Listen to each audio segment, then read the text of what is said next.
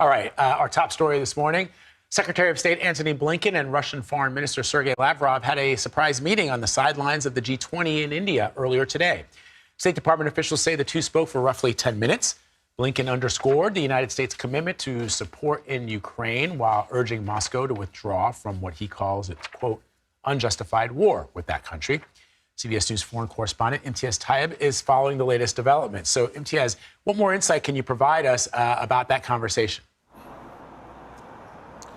Anne-Marie, Vlad, good to be with you. Yeah, a very surprise meeting by these two diplomats, the top diplomats for both Russia and the United States. And we understand that three broad themes were discussed, at least were put forward by Secretary Blinken. I'll read them out to you. As you said in your introduction, that the U.S. would support Ukraine in this conflict for as long as necessary to bring it to an end, that Russia should reverse its decision to suspend participation, what's known as the New START nuclear treaty, and that Moscow should release detained American Paul Whelan. But we're also hearing some more details to have come out of that conversation, and they seem to have covered quite a bit of ground within that 10 minutes. We also understand that Secretary Blinken also impressed upon Sergei Lavrov that Russia, rather the U.S., is strongly in support of President Volodymyr Zelensky's 10-point peace plan. Now, you may remember back in November at the G20 summit then that this plan was put forward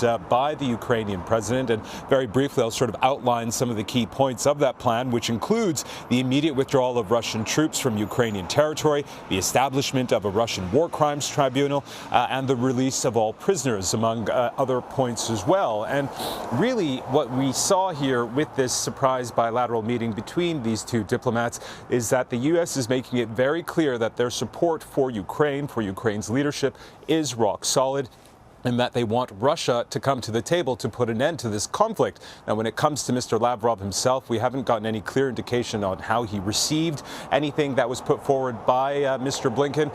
But again, very significant that these two diplomats are meeting in New Delhi. Anne-Marie, Vlad. It certainly is. Imtiaz, thank you.